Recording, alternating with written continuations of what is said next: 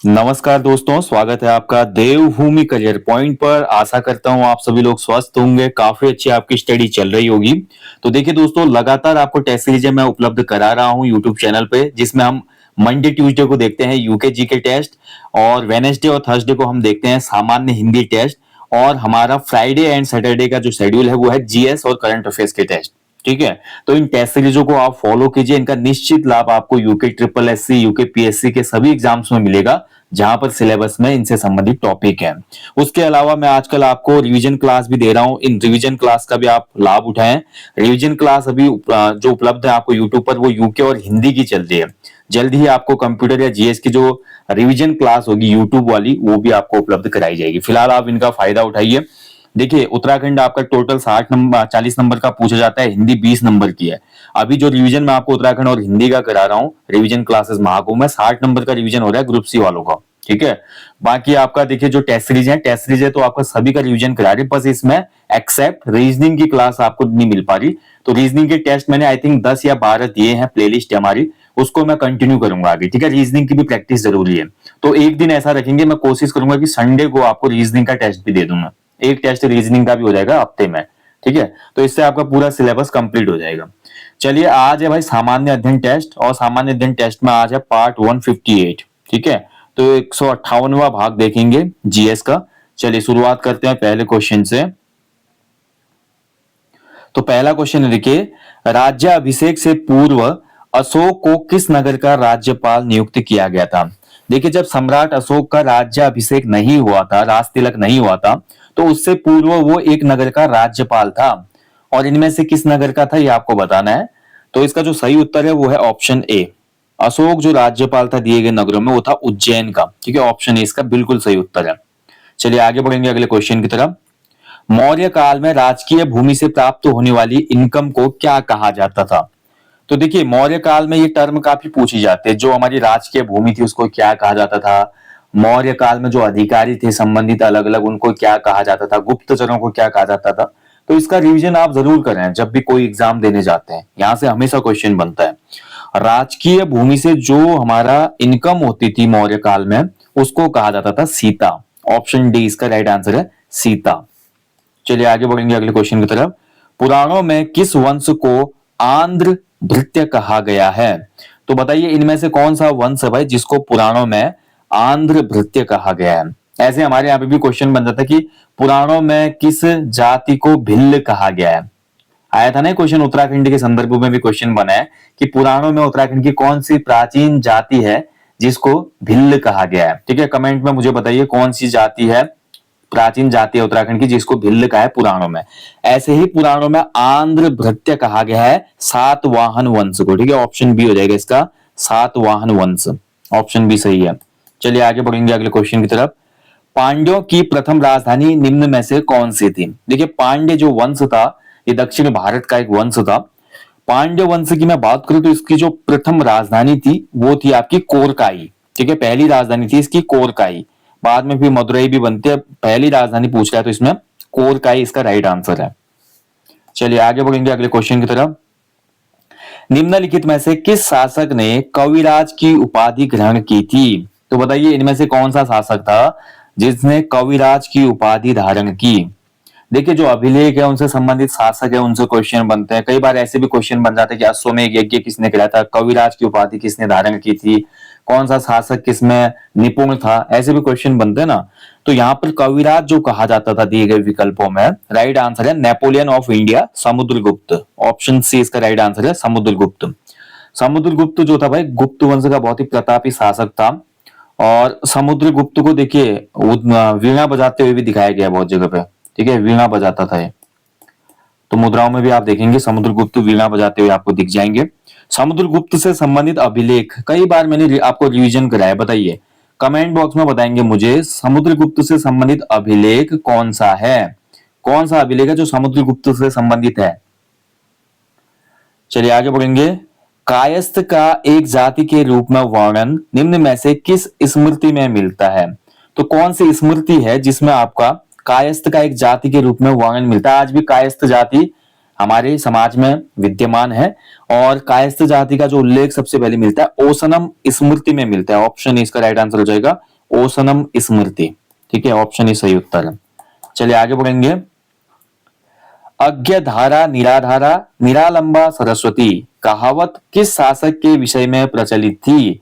तो बताइए इनमें से कौन सा शासक था भैया जिसके बारे में अज्ञ धारा निराधारा निरालंबा सरस्वती, यानी कि आप थोड़ा कनेक्ट कर सकते हैं एक ऐसा शासक जिसने साहित्यिक जो लोग थे, साहित्य बोल सकते हैं, या जो भी दरबार के जितने भी ऐसे व्यक्ति विशेष थे जो कि ज्ञानी थे, उनको काफी ज्यादा इसने प्रोत्साहित किया था। और ये जो घटना हुई थी अज्ञ धारा निराधारा निरालंबा सरस्वती, राजा भोज जो कि काफी प्रसिद्ध रहे, ऑप्शन डी इसका राइट आंसर है। भोज राजा के समय की कहावत है। ठीक है, इनके विषय में थी ये कहावत। चलिए आगे बढ़ेंगे अगले क्वेश्चन की तरफ। मालदीव पर किस चोल शासक ने विजय हासिल की थी? देखिए चोल वंश से बहुत क्वेश्चन बनते हैं भाई। साउथ इंडिया का सबसे बोलेंगे जो एक प्रतापी जो वंश रहा, डायनेस्टी रही, और जिसने बहुत ज्यादा रिफॉर्म्स किए थे, खासकर जो उनकी नौसेना थी और उसके अलावा साम्राज्य विस्तार, इससे बहुत क्वेश्चन बनते हैं। और चोलास थे सब। ठीक है, आपने देखिए एक मूवी भी आई थी इसमें, अगर वो मूवी आपने अच्छे से देखी होगी, 2 पार्ट्स में आई थी, अभी मेरे को याद नहीं आ रहा उस मूवी का, जिसमें ऐश्वर्या राय बतौर अभिनेत्री थी साउथ की। पोन्नियन सेल्वम मूवी का नाम था। पोन्नियन सेल्वम मूवी जो आपने देखी होगी, उसमें पूरा यही इतिहास है जो साउथ के उसमें डायनेस्टी थी, खासकर चोलास का उसमें दिखाया है।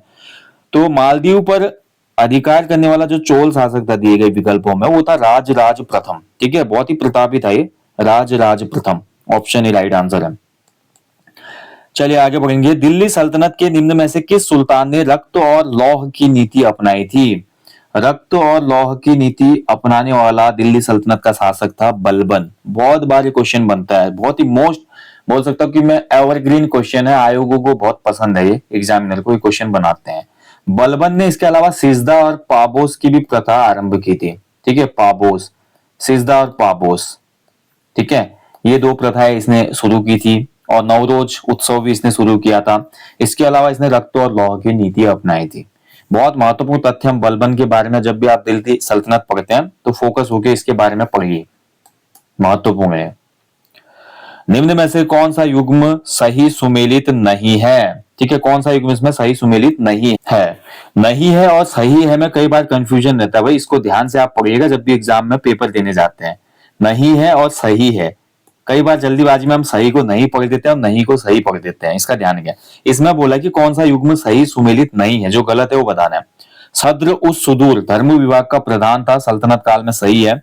दीवान ए रसालत जो था विदेश मंत्री था। ठीक है, सही है। दीवान ए इंसा जो था पत्र व्यवहार का यहाँ पे विभाग था, सही है। दीवान ए मुस्तक राज कृषि विभाग, ये गलत हो जाएगा। ठीक है, तो ऑप्शन डी इसका राइट आंसर होगा। दीवान ए मुस्तक राज सही सुमेलित नहीं है। दीवान ए मुस्तक राज जो था आपका, ये राजस्व विभाग था। ठीक है, रेवेन्यू डिपार्टमेंट था, ना कि कृषि विभाग। एग्रीकल्चर नहीं था, रेवेन्यू का विभाग था, जिसकी स्थापना की थी अलाउद्दीन खिलजी ने। ठीक है, अलाउद्दीन खिलजी ने। चलिए आगे बढ़ेंगे अगले क्वेश्चन की तरफ। बंगाल में द्वैध शासन की योजना का जनक निम्न में से कौन था? तो किसने द्वैध शासन को, ठीक है, सबसे पहले इंट्रोड्यूस किया था बंगाल प्रांत में? तो राइट आंसर हो जाएगा इस क्वेश्चन का, ये था भैया आपका लियो कार्टिस। इसका राइट आंसर हो जाएगा ऑप्शन बी, लियो कार्टिस। ठीक है, बहुत ही इंपॉर्टेंट क्वेश्चन मिलने, आज हिस्ट्री के क्वेश्चन ज्यादा है टेस्ट में, बट बहुत महत्वपूर्ण क्वेश्चन है, तो अच्छे से इनको याद रखिएगा।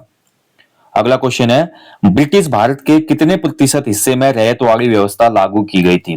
देखिए रैयतवाड़ी व्यवस्था से क्वेश्चन बनता है, और जो भी ब्रिटिश काल में जो ब्रिटिशर्स ने यहाँ पे भू व्यवस्थाओं को इंट्रोड्यूस किया था, उनसे हमेशा क्वेश्चन बनता है। ठीक है, महालवाड़ी हो गया, रैयतवाड़ी हो गया, तो ये आपको पता होना चाहिए, इनसे संबंधित क्वेश्चन हमेशा एग्जाम में बनते हैं। जब ब्रिटिश भारत में जो रैयतवाड़ी व्यवस्था थी लागू हुई, तो लगभग लगभग जो था आपका अप्रोक्सीमेटली 30% के आसपास अराउंड। ठीक है, तो 30% इसमें राइट आंसर हो जाएगा, 30%। चलिए आगे बढ़ेंगे। 1857 के विद्रोह में फैजाबाद जिले का नेतृत्व किसके द्वारा किया गया था? फैजाबाद को तो आप जानते होंगे ना, नहीं जानते तो मैं आपको बता देता हूं। फैजाबाद जो है अयोध्या का नाम है। ठीक है, अयोध्या जो है, ठीक है, अयोध्या फैजाबाद में ही थी पहले, अब फैजाबाद का नेम चेंज अयोध्या हो गया, वो अलग बात है। तो जब अयोध्या में 1857 का विद्रोह हुआ था अयोध्या के एरिया में, तो वहां पर विद्रोह का जो नेतृत्व किया या क्रांति का नेतृत्व किया गया था, मौलवी अहमदुल्ला के द्वारा किया गया था। ठीक है, तो ऑप्शन ए हो जाएगा इसका, मौलवी अहमदुल्ला। ठीक है, महत्वपूर्ण है भाई। चलिए आगे बढ़ेंगे। निम्न युग्मों में से कौन सा सही सुमेलित नहीं है? फिर से आपको बताना है इनमें से कौन सा सही सुमेलित नहीं है। ठीक है, महत्वपूर्ण क्वेश्चन है, तो बताइए। चलिए देखते हैं। सन्यासी विद्रोह, सबसे पहले सन्यासी विद्रोह भैया आपका क्या हो जाएगा? हिंदू नागाओं ने किया था। सही है, बिल्कुल सही है। नागाओं, जो नागा साधु थे इसमें सन्यासी विद्रोह में थे, बिल्कुल सही है। और रामोजी जो विद्रोह हुआ था, उमाजी, बिल्कुल सही है, रामोजी विद्रोह। ठीक है। पाइका जो विद्रोह हुआ था, जगबंधु क्रांतिकारी थे, इसमें सही है। मुंडा जो विद्रोह हुआ था, अल्लूरी सीताराम, ये गलत हो गया। ठीक है, अल्लूरी सीताराम का संबंध नहीं है आपका मुंडा विद्रोह से। मुंडा विद्रोह को लीड करने वाली जो व्यक्ति थे वो थे बिरसा मुंडा। ठीक है, जिनको भगवान भी कहा जाता है, बिरसा मुंडा। ठीक है, तो आदिवासी थे बिरसा मुंडा। और इस विद्रोह को, जो ये मुंडा विद्रोह था ना, इसका अन्य नाम है उलगुलान। ध्यान से रखिएगा दोस्तों, क्वेश्चन बन सकता है कभी, उलगुलान किस विद्रोह को कहा जाता है भारतीय इतिहास में? तो ये मुंडा विद्रोह था। ठीक है, ये कब हुआ था? 1899 टू 900 के बीच में ये विद्रोह हुआ था। कहां पे हुआ था? वर्तमान जो रांची है झारखंड का, इसके दक्षिणी भाग में हुआ था। ठीक है, तो आपको याद रखना है, भगवान बिरसा मुंडा, इनको भगवान कहा जाता है इनके समुदाय में। और मुंडा विद्रोह आपका क्या हो जाएगा? आपका बिरसा मुंडा ने किया था। उलगुलान भी इस विद्रोह को कहा जाता है। चलिए आगे बढ़ेंगे। भारत के पहले अखबार द बंगाल गजट का प्रकाशन किसके द्वारा कब किया गया था? यहाँ पे किसके द्वारा नहीं, कब किया गया था। ठीक है, तो भारत का जो पहला अखबार आया था भैया, इसको लाने का श्रेय जाता है जेम्स सिक्की को। ठीक है, जेम्स सिक्की के प्रयासों से आया था ये। एंड ये वर्ष जब इसको लाया गया था, किस वर्ष हुआ था ये प्रकाशित? 1780 में। ठीक है, ऑप्शन ही हो जाएगा 1780। चलिए आगे बढ़ेंगे। डक्कन एजुकेशन सोसाइटी की स्थापना निम्न में से किसने की थी? तो डक्कन एजुकेशन सोसाइटी या डेक्कन एजुकेशन सोसाइटी स्थापित हुई थी महादेव एमजी रानाडे। ठीक है, महादेव गोविंद रानाडे।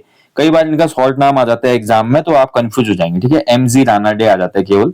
तो महादेव गोविंद भी, कई बार रानाडे नहीं देता एग्जामिनर, आगे से चालाकी दिखाते हैं वो लोग, रानाडे कट कर देगा, केवल महादेव गोविंद दे देगा। तो आपको याद होना चाहिए एमजी रानाडे, महादेव गोविंद रानाडे। ठीक है, ये कई बार मैंने देखा है, ट्रिकी क्वेश्चन बनाने के लिए ऐसा कर दिया जाता है। तो ऑप्शन बी सही उत्तर हो जाएगा। चलिए आगे बढ़ेंगे। कांग्रेस अधिवेशन को शिक्षित भारतीयों के वार्षिक सम्मेलन की संज्ञा निम्न में से किसने दी थी? तो कांग्रेस के जो अधिवेशन होते थे ना, हमेशा दिसंबर माह में होते थे। प्रत्येक वर्ष दिसंबर माह में इसको आयोजन कराया जाता था, क्योंकि कांग्रेस की स्थापना दिसंबर में ही हुई थी 1886 में। तो कांग्रेस के अधिवेशनों को शिक्षित भारतीयों का वार्षिक सम्मेलन कहा था।